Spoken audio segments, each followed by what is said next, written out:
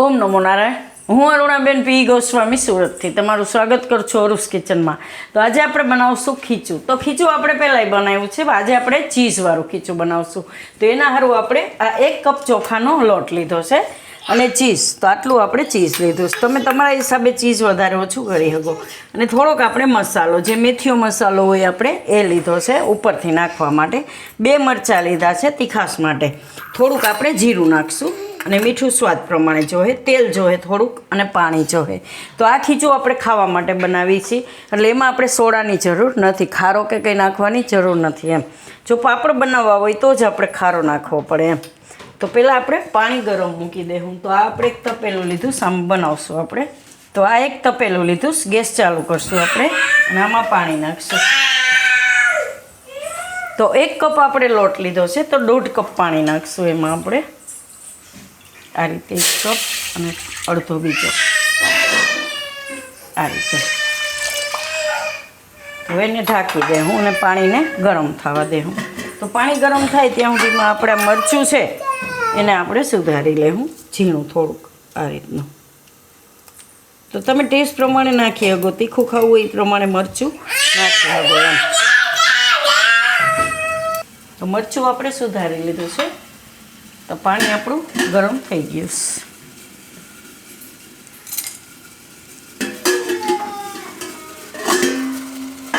તો આમાં આપણે આ જીરું નાખી દેવું અને મરચું નાખી દેવું અને મીઠું સ્વાદ પ્રમાણે. તો ચીઝ આપણે નાખવું તો ખીચુંમાં આપણે મીઠું થોડુંક ઓછું નાખીશું, કેમ કે ચીઝ ખારું હોય એટલે ઉપર આપણે નાખીશું. એટલે થોડુંક આમાં આપણે તેલ નાખીશું, 1 ચમચી જેટલું. હવે આને થોડીક વાર ઉકળવા દેવું. તો પાણી આપણે થોડીક વાર ઉકાળી લીધું આ રીતે. એકદમ આ રીતનું પાણી ઉકળી જવું જોઈએ. તો હવે આમાં આપણે લોટ નાખતા જાઉં ને મિક્સ કરતા જાઉં. વીણું લઈને આપણે આ રીતે થોડો થોડો લોટ નાખતું જવાનું, મિક્સ કરતું જવાનું.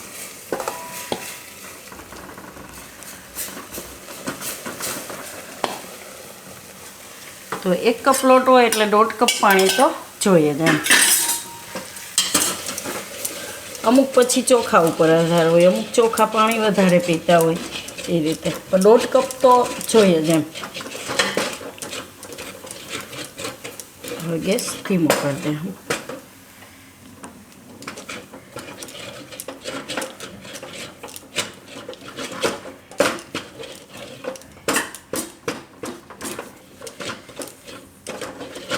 તો એને આપણે ધીમા ગેસે થોડીક વાર ઢાંકી દેવું. એકદમ ધીમો ગેસ રાખી અને 1 મિનિટ ઢાંકી દેવું. તેમાં ને એમાં બફાઈ જાય. તો આને જોઈ લઈએ એકવાર. તો આ આપણને એવું લાગે ને કે થોડુંક ડ્રાય લાગે છે ખીચું, આ રીતનું.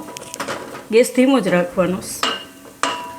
તો એવું લાગે ને તો થોડુંક પાણી ઉપર આ રીતે છાંટી દેવાનું હાથમાં લઈ. અને તો હાથમાં લઈને થોડુંક આ રીતનું પાણી છાંટી દેવાનું આ રીતે. થોડુંક ડ્રાય લાગતું હોય તો એમ, આ રીતે 1 ચમચી જેટલું.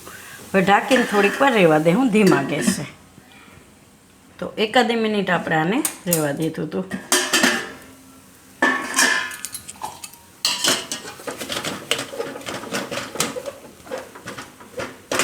તો ગેસ બંધ કરી દે હું અને નીચે ઉતારી લે હું.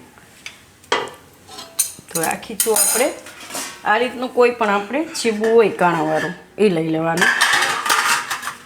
આની ઉપર થોડુંક તેલ લગાવી લેવું.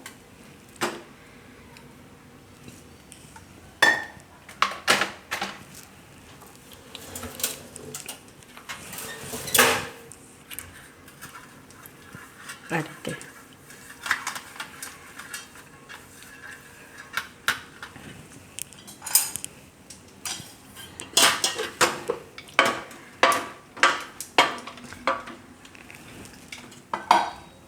ખીચું આપણે આની ઉપર રાખશું.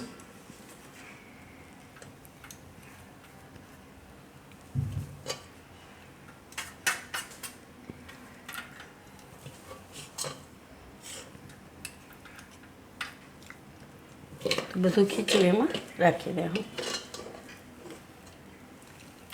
તો ખીચું આપણે આમાં કાઢી લીધું છે અને આ તપેલી છે જેમાં આપણે ખીચું બનાવ્યું હતું એમાં જ આપણે પાણી નાખીને ગરમ મૂક્યું છે. તો આપણે આ ઉખડી જાય જે ચોઈટું હોય એને ઉટકવામાં ઈજી થાય.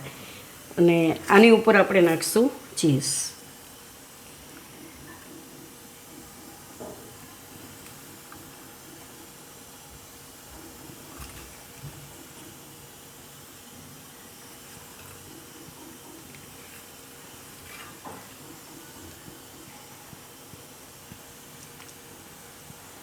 અને મસાલો તો આપણે આ મેથીઓ મસાલો છે એ આની ઉપર છાંટશું થોડોક. તમે તમારા ટેસ્ટના હિસાબે મસાલો નાખી શકો એમ. તો આને આપણે હવે આની ઉપર રાખશું આ રીતે અને ઉપરથી આપણે ઢાંકી દેવાનું કંઈ પણ વસ્તુ આને અડે નહીં એવું કંઈ ઢાંકી દેવું આપણે. આને આપણે ઢાંકી દેવું આ રીતે જ્યાં સુધી ચીઝ મેલ્ટ થાય ત્યાં સુધી પકાવી લેવું. તો આને આપણે બાફી લીધું છે. ગેસ વધારે એવું લાગે કે એકદમ પાણી ઉકળી ગયું તો થોડુંક ધીમું કરી શકો તમે, કેમ કે આમાં નીચે ચોખાવાળું હોય એટલે ઉભરાવાની શક્યતા રહે. જો ચીઝ આ રીતનું મેલ્ટ થઈ જાય ત્યાં સુધી એને રાખવાનું છે આપણે એમ. અને આપણે કાઢી લેવું.